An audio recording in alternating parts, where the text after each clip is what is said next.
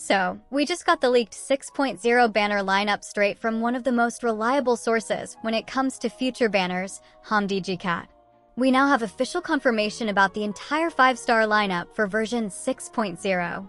In this video, we're going to break down who's confirmed for those banners, what that means for your pull strategy, and most importantly, who you should pick from the free 5-star selector. Let me first say, if you watched my banner roadmap video a few days ago, you'll remember that the predictions were eerily accurate. HomDGCat confirmed that Lauma and Flins are indeed the version 6.0 banner characters, not too surprising by now. But what was a bit under the radar? Nahida and Yelan are confirmed reruns in 6.0, just like I speculated earlier, and yes, I'll say it because it makes sense. Both of them receive new trails in version 6.0 from the Imaginarium Theater. Interestingly, HomDGCat didn't explicitly mention Aino as appearing in version 6.0 banners, but based on other leaks and beta gameplay previews, she'll drop as Nod Cry's first 4-star character, similar to how Kechina launched Nadlon. I expect her to feature in the first phase as the first 4-star Hydro Claymore user ever.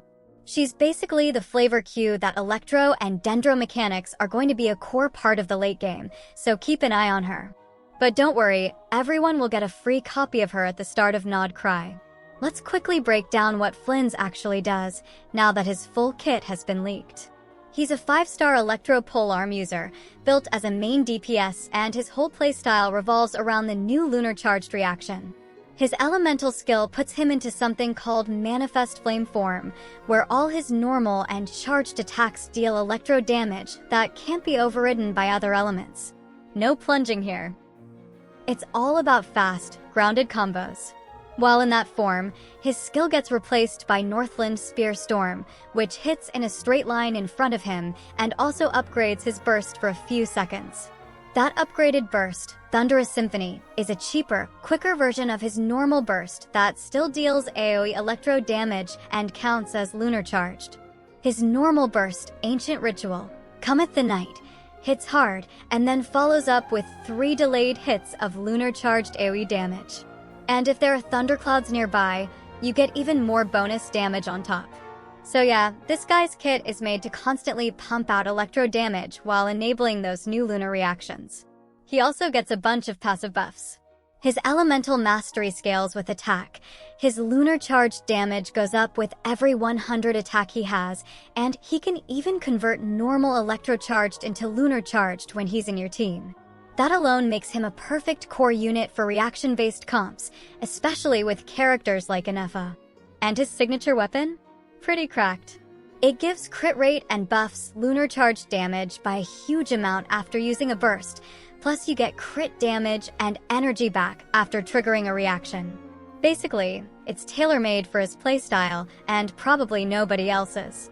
Overall, Flins is shaping up to be a true lunar-charged powerhouse. Not some generic Electro DPS, but one of the first characters fully built around this new system. Definitely a character to keep your eye on if you're into fast-paced, reaction-heavy teams. Now let's talk about Lauma, the 5-star Dendro Catalyst user. She's not just another Dendro support. Her kit is built entirely around a new reaction called Lunar Bloom, and she brings some of the most complex and elemental mastery-heavy mechanics we've seen so far. From what we've gathered, she transforms into a glowing deer-like spirit during her charged attack, letting her charge forward for up to 10 seconds with extra stamina-based jumps and high resistance to interruption. That's already unique, but it's just the start. Her elemental skill has 2 modes. Tapping deals regular AoE Dendro damage, but holding it consumes a new resource called Verdant due to trigger Lunar Bloom damage. Holding also reduces enemy Dendro and Hydro resistances and generates stacks of a buff called Moonsong, which powers up her elemental burst.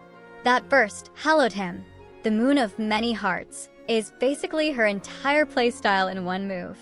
It gives her a huge amount of stacks that boost reaction damage, especially Bloom-type reactions like Hyper Bloom, Burgeon, and, of course, Lunar Bloom. What's really crazy is how her passives all stack with elemental mastery. One gives reaction crit scaling, another directly increases Lunar Bloom damage with her elemental mastery, and yet another makes her skill stronger and reduces her cooldowns the more elemental mastery she has. Her elemental mastery scaling is no joke. She literally converts regular Bloom into Lunar Bloom just by being on the team. That's the kind of unit you build an entire team around. And speaking of synergy, her signature weapon is just as cracked. It boosts elemental mastery when you trigger reactions and gives a massive team-wide buff if you manage to activate both Dendro and Hydro effects in sequence. We're talking Bloom damage up by 120%, Hyper Bloom and Burgeon by 80%, and Lunar Bloom by 40%. That's a full-on reaction engine in one weapon. So yeah, if Lunar Bloom ends up being as meta-defining as it's shaping up to be, Lauma could easily become the go-to Dendro support for the next few versions, especially with characters like Nefer and Columbina on the horizon. Let me know if you want me to do a full breakdown of Lauma's and Flins' kits and constellations in a future video, because there's a lot more going on under the hood. And of course, Yelan and Nahida are coming back as reruns in this version. Nahida will probably return in the first half, likely to coincide with new narrative content tied to Dendro exploration in Nod Cry. Yelan, with her more cinematic detective storyline, will probably be back in the second half. But that's just my prediction. Their reruns probably won't be powerful from a gameplay standpoint, but they're extremely helpful for completionists and anyone who missed them last time, cause they are definitely worth to pull. But here's the part of 6.0 that deserves some celebration. For the 5th anniversary, you'll get to choose one of the following standard 5 stars: Kaching, Dialek, Mizuki, Jean, Mona, Tinary, Dihaya, or Chi-Chi. All the standard characters. Just get some good constellations or complete your standard banner roster. Now, look, I know everyone is asking, should I chase Flins? Should I save for Lauma? What about Yelan's rerun? If you're pulling for Flins, then you should absolutely consider picking a Nefa in the first phase of 5.8 to fine-tune your electrocharged comps before 6.0 even arrives. If Lunar Bloom intrigues you, pulling for Lauma in that second banner could be a game-changer, especially if you like reaction scaling and off-field effects. Alright, that's the lineup for version 6.0 banners, the free Selector, and who you might want to pull for. Let me know in the comments who you're most excited for. I really enjoy reading your plans, and your strategies help shape future videos. And hey, thank you so much for watching. If you found this breakdown helpful or entertaining, consider hitting subscribe. We just barely passed 11,000 subscribers earlier this week, and 15,000 is the next big goal.